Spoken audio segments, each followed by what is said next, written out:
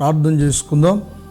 మహాగణుడు, మహోన్నతుడు, పరిశుద్ధుడు అయిన మా పరలోకపు తండ్రి, మీ పరిశుద్ధమైన శ్రేష్ఠ పుణ్యనామం కొరకై వందనాలు చెల్లిస్తున్నాం. ప్రభువా, 2023 సంవత్సరం మీరు ప్రారంభించి డిసెంబర్ నెల 12వ నెల ఆఖరి దినములలో కూడా మేము ఉంటూ ఉండగా ప్రభువా, ఆఖరి నెలలో మేము నాయనా జీవించుటకు ఈ దినం వరకును మీరు కృప చూపి సజీవులు ఉన్న దేశంలో సజీవులుగా మీరు మమ్మల్ని లెక్కించారు. తండ్రి, మీకు స్తోత్రం.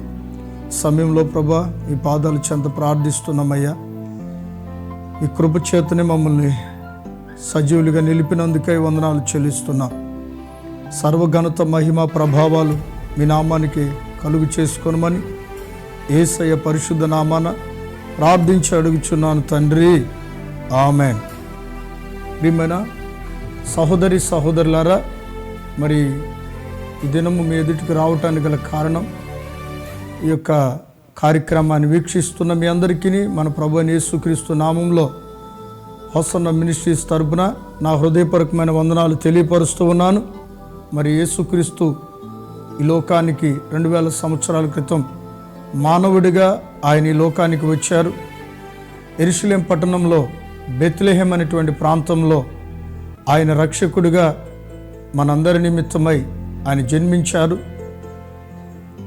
కనుక ఈ లోకంలో ఏదైనా ఒక వింత ఉంది, ఆశ్చర్యం ఉన్నది అనేటువంటి సంగతులు మనం ఎరిగి ఉన్నట్లయితే, మానవులందరిని రక్షించుటకై యేసుక్రీస్తు వారు ఈ లోకానికి లోక రక్షకుడిగా ఉదయించారని, ప్రపంచ దేశాల్లో ఉన్నటువంటి సమస్త మానవాళికి కూడా మరి యేసుక్రీస్తుని రక్షకుడిగా అంగీకరించి, మరి అనేకులు కూడా క్రైస్తవులే కాదు ప్రపంచ దేశాల్లో కూడా యేసుక్రీస్తు ఈ లోకానికి ఆయన రక్షకుడిగా జన్మించాడని, ఉదయించాడని, సమస్త మానవాళి కొరకై ఆయన ప్రాణాన్ని పెట్టి సమాధి చేయబడి 3వ దినం పునరుద్ధరణై ఆయన లేచాడని, మరలా ఆయన మేఘాల మీద పరిశుద్ధులను తీసుకుని వెళ్ళుటకు, ఆయన వారిని తీసుకుని వెళ్ళుటకు రాబోతున్నాడన్న సంగతులు మనం ఎరిగి ఉన్నాము. మరి లేఖనాలు చూసినట్లయితే అపోస్తుల కార్యాల గ్రంథంలో 10వ అధ్యాయం 36వ వచనం రాయబడి ఉంది, యేసుక్రీస్తు వారు అందరికీ ప్రభువు అని.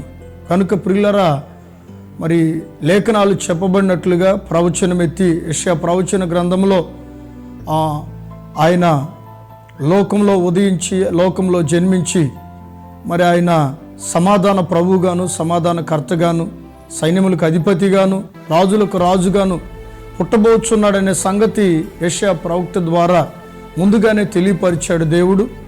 తెలియపరిచినట్లుగా లూకాసు సువార్తమానంలో మనం చూస్తే 2వ అధ్యాయము 11వ వచనంలో, నేడు మీ కొరకు రక్షకుడు దావీదు పట్టణమందు పుట్టి ఉన్నాడనే సంగతులు మనం ఎరిగి ఉన్నాము. గనుక యేసుక్రీస్తునందు విశ్వాసముంచే ప్రతివాడును నశింపక నిత్య జీవమును పొందునని లేఖనాల్లో యోహాను సువార్తలు మనకు తెలియపరచబడుతూ ఉంది. కనుక నా ప్రియమైన సహోదరి సహోదరులారా, మరి ఈ యొక్క కార్యక్రమాన్ని వీక్షిస్తున్న మీ అందరికీ మన ప్రభువైన యేసుక్రీస్తు నామంలో క్రిస్మస్ అండ్ నూతన సంవత్సర శుభాభివందనాలు తెలియపరుస్తూ ఉన్నాను. డేవిడ్ పాల్ గరుడ అనేటువంటి యూట్యూబ్ ఛానల్ కూడా అనేకమైనటువంటి క్రైస్తవ సంబంధమైనటువంటి కార్యక్రమాలు వస్తూ ఉంటాయి. మీరు తప్పనిసరిగా వీక్షించండి, చూడండి అని ప్రభు పేరట మనవి చేస్తున్నాను.